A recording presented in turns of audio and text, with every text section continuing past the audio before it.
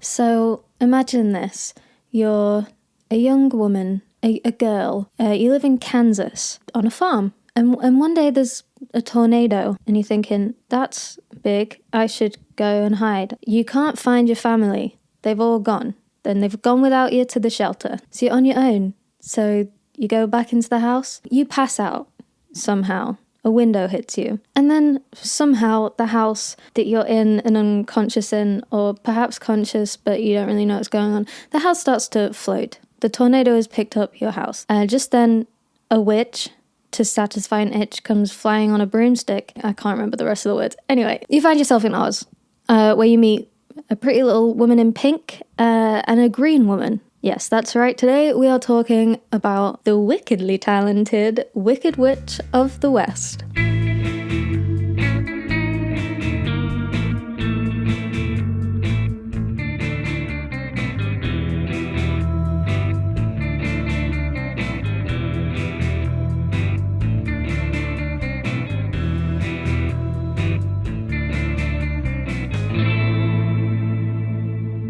Hi, welcome to another episode of A Witch Lives There. I am your host, Izzy Naylor, and in this podcast I talk about witches. So whilst I do talk a lot about witches in history, witch trials, today I'm talking about perhaps the most famous witch. She's not real, or she is real, but she's not like a real human. She's real in our hearts. One thing about me is I am a huge fan of The Wizard of Oz. I used to watch it literally on repeat at my grandparents' house. I think that tape, it must have broke at some point because I watched it so often. And then when I was maybe in year 9, I got super obsessed with Wicked. So you could say The Wizard of Oz, The Witches of Oz, they have a deep place in my heart. And at the time of recording this, Wicked has been out for a weekend. I'm actually going to go see it tonight. So at the end of the episode, I'll have future me come and tell you what I thought. Hopefully good. One of the most famous witches in pop culture history is the Wicked Witch of the West. Her dramatic cackle, her iconic green skin has become almost synonymous with on-screen witches. The witches that we see at Halloween often have the green painted skin or the big pointy hats. So you might know our Wicked Witch of the West from The Wizard of Oz, the movie from 1939 starring Judy Garland, who I love so very much. Or you may know her from Wicked, the musical / book / film now. But of course, she is originally from The Wonderful Wizard of Oz by L. Frank Baum, published in 1900. So this episode isn't necessarily going into her story or whatever canon you believe to be her story. This is more just about the character of the Wicked Witch of the West. So she's not the only witch in Oz. There are actually 4, one in each corner. So we've got north, west, east, south. And in chapter 2 of The Wonderful Wizard of Oz, it says, "There were only 4 witches in all the land of Oz, and 2 of them, those who live in the north and south, are good witches. I know this is true, for I am one of them myself, and cannot be mistaken. Those who dwelt in the east and west were, indeed, wicked witches. But now that you have killed one of them, there is but one wicked witch in all the land of Oz, the one who lives in the west." So of these 4 witches, we have Glinda the Good. She's the witch of the south. She appears in both the original Wizard of Oz and in Wicked, and appears largely the same throughout all her adaptations. Although the MGM film did combine the Witch of the North and the Witch of the South to create one witch, and it's Glinda, but she's the Witch of the North, not the South. The Good Witch of the North is never actually named in the original books. However, she has been named Locusta and Tatipoo in various adaptations. Baum doesn't name the Wicked Witch of the East in his books either, but she's known as Nessa Rose in Wicked and Evanora in Oz the Great and Powerful, which was the Disney prequel to The Wizard of Oz, released in 2013. The Wicked Witch of the West also remains nameless in The Wonderful Wizard of Oz and The Wizard of Oz, but other movies, shows, and authors have given her different names. Some of these include Bastinda from the Magicland series, perhaps her most famous name, Elphaba Throp, from the 1995 Wicked book, The Life and Times of the Wicked Witch of the West, and also obviously the musical. In Oz the Great and Powerful, she was called Theodora. Once upon a time, the TV show had her as a character and called her Zelina. She was called Morella in How the Wizard Came to Oz, Azami in the Emerald City Academy series, and Mamba in the 1910 silent film. But you get the gist, she has a lot of names. Most famously, we know her as our green-skinned witch from the 1939 film The Wizard of Oz, which is obviously based on the 1900 children's novel. And most recently, we know her as Elphaba in Wicked. And fun fact, the author Gregory Maguire, who wrote Wicked, The Life and Times of the Wicked Witch of the West, he named her Elphaba as an homage to L. Frank Baum. So he's using the phonetic pronunciation of his initials, so LFB or Elphaba. Do you get it? Elphaba. It's very clever. So whether or not you think canonically that is her name, I think that it's a beautiful thing to do. Give her a name that sounds like the original author. Like I was saying earlier, when we think of Halloween or cartoon-like witches now, we probably picture a green-skinned witch. Well, the first time we ever see the witch with green skin is with Margaret Hamilton's portrayal of her in The Wizard of Oz, the 1939 film. Baum never actually states that the Wicked Witch has any type of skin condition or discoloration. He describes her as old and wicked, and that the blood in her body dried up long ago. So if anything, she would probably be extremely pale, maybe grey. Before 1939, witches had never actually been seen as green. There are some depictions of them as having red skin or orange skin, but a lot of the time they were just sort of old. But the Wicked Witch of the West's iconic green skin in The Wizard of Oz is actually down to it looking good in Technicolor. She literally has green skin because they thought it looked cool. Many adaptations since then have kept the green skin, giving different reasons for it. In Wicked, Elphaba has green skin so that we, the viewer or the reader, see her as that same Wicked Witch. Because even though in the original novel she doesn't have green skin, most people know the character from the movie. It's hinted that her skin condition is caused by her mother being drugged with a green miracle elixir while she was pregnant. In the 2013 Disney film Oz the Great and Powerful, the Wicked Witch actually starts out as a good witch named Theodora, but she tragically turns green when she eats a poisoned apple that causes her heart to shed itself from all its goodness. And then we have Zelina in Once Upon a Time, who turns green due to her jealousy over a newly arrived Dorothy, who became a threat to a prophecy involving Oz's 4 witches. So all of these adaptations try to give a reason for the green skin, but it is interesting that they're sticking to the green skin, which was literally just a stylistic choice. The green skin is not the only thing that's changed with Elphaba or with the Wicked Witch's character. In the 1939 film, she's dramatic, sadistic, and boisterous. She wears a pointed hat and carries a broom. However, in the original novel, she's described quite differently. A book description of her says, "Now, the Wicked Witch of the West had but only one eye, yet this eye was as strong and powerful as a telescope, and could see everywhere in the Winkie country.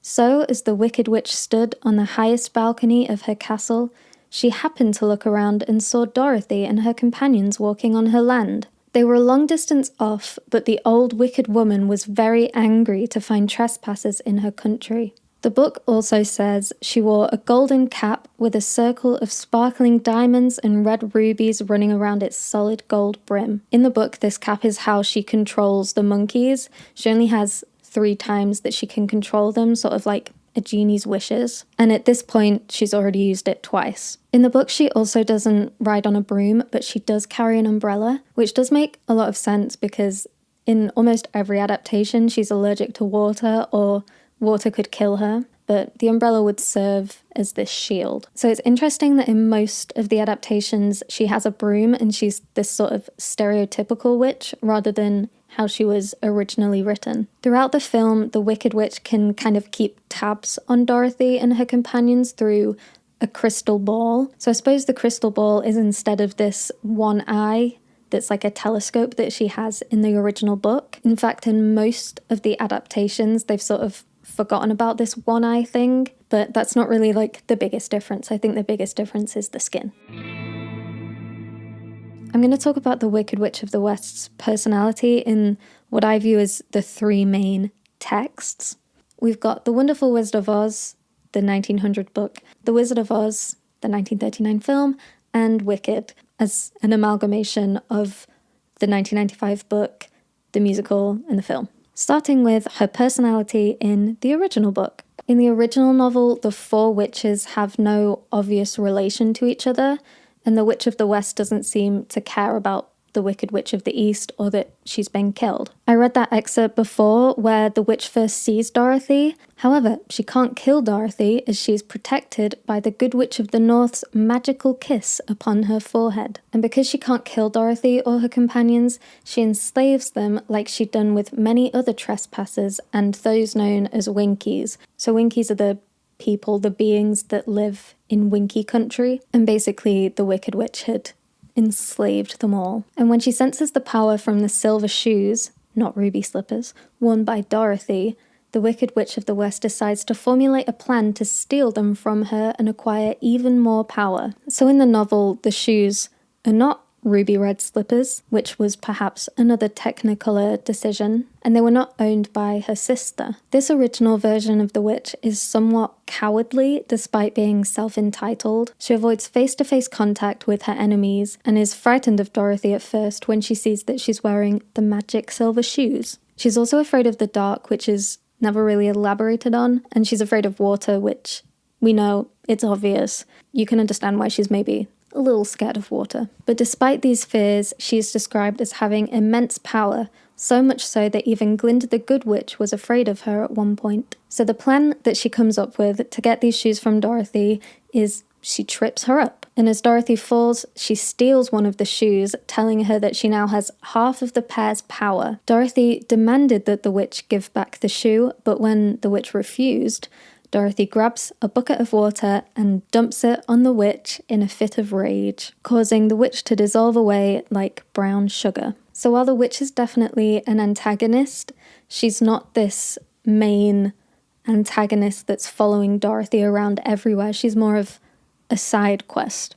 Moving on to her personality in The Wizard of Oz, the 1939 film. In this film, the Wicked Witch of the West has a Kansas counterpart. She's a mean-spirited woman named Elmira Gulch, who threatens to have Toto put down. So even the real-life version of her is an antagonist to Dorothy. She's already not a great woman. We see Elmira Gulch on a bicycle, and then in the scene of the Twister, she goes from riding a bike to riding a broom and transforms into a witch. In this version, the witch's sister is the Wicked Witch of the East, who's killed when Dorothy arrives and the house lands on her. The Witch of the West then shows up and asks, "Who killed my sister?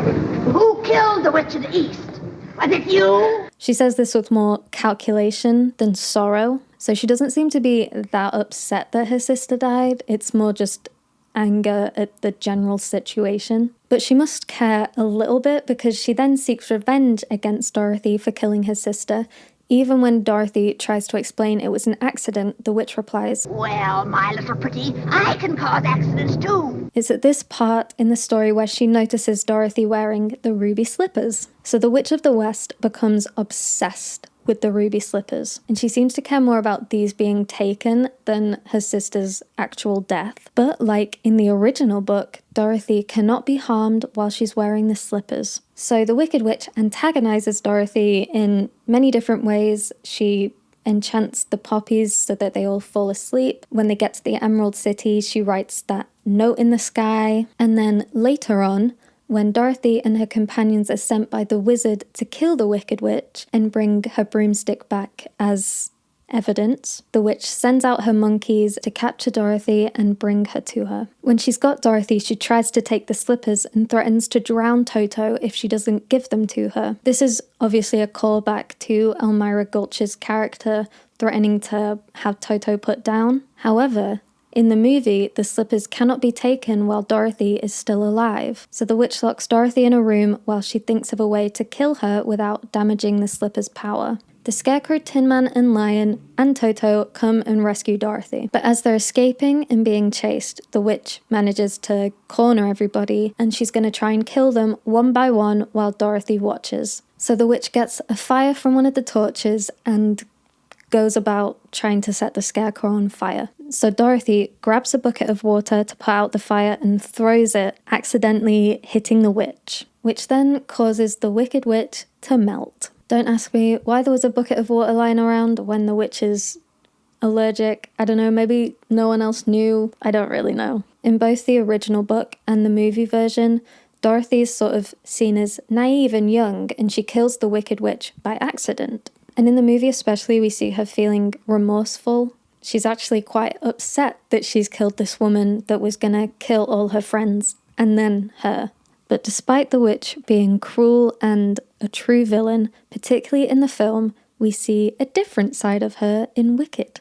Growing up, Elphaba is a social outcast. Even her mother is embarrassed of her green skin and kept her hidden away, never socializing with other children. When Elphaba does eventually play with other children, she's teased and bullied for being green. When she gets a bit older, she gets accepted into Shiz University, but it's here that she has to share a room with Galinda Upland. Galinda is a beautiful, spoiled girl of noble blood, and she's really popular due to her wealth and also being blessed with fair skin and golden curly hair. As the story goes on, despite Galinda being originally repulsed by Elphaba due to her green skin and low social standing, and Elphaba disliking Glinda for being unpleasant and self-centered, the two slowly become friends. It's important to note that at this time in the story, the wizard is ruler, and Oz is becoming segregated and racist, especially between people and talking animals. Despite this racism against animals,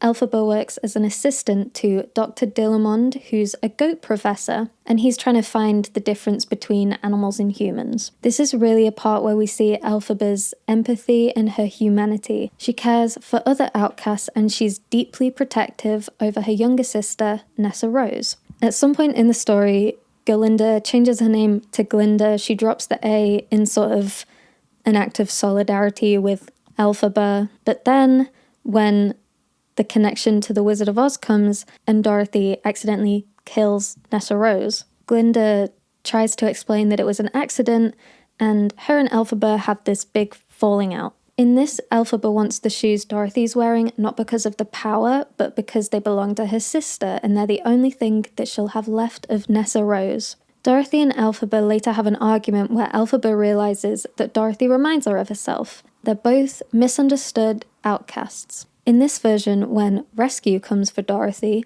Elphaba takes her to the highest room in the tower and locks the door.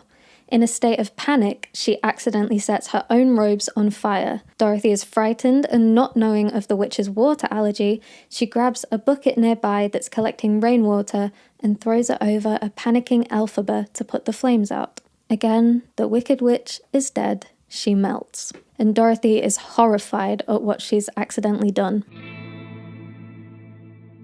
So in The Wizard of Oz, there's a happy ending for Dorothy and her companions. The Wicked Witch of the West dies, and Dorothy can return to the wizard, and still wearing the shoes, she can click her heels 3 times and return back to Kansas. In Wicked, the story ends with the idea that there is no happy ending for a witch, as no one mourns the wicked. The citizens of Oz celebrate her death, and Dorothy becomes a sort of messiah. The Wicked novel reads, "And of the witch, in the life of a witch there is no after. In the ever after of a witch there is no happily. In the story of a witch, there is no afterward. Of that part that is beyond the life story, beyond the story of life, there is, alas, or perhaps thank mercy, no telling. She was dead and gone, and all that was left of her was the carapace of her reputation for malice." So obviously, there are so many other adaptations, depictions of the Wicked Witch of the West, but the 3 sort of main ones that I wanted to talk about are the original book, the 1939 film, and Wicked. In the original book by L. Frank Baum, the Wicked Witch is the same as many children's books' antagonists. We don't see that much of her or know that much about her personality at all. All we know is that she wants power and she will do whatever it takes to get it. The Wicked Witch of the West in The Wizard of Oz is a far more obvious villain. She's the main antagonist throughout and is genuinely quite scary. and as an audience we find ourselves relieved at her demise. But in Wicked we see a more sympathetic version of the character, one who's reminiscent of the women throughout history who faced real witch trials. She's a complex character with more emotions than just anger or hatred, and she is beloved and understood by anyone who has felt like an outcast. But it's thanks to Margaret Hamilton in the 1939 film that the Wicked Witch has become an archetype for human wickedness. She is one of the most memorable villains in movie history. So that's a brief overview of the history of the Wicked Witch of the West.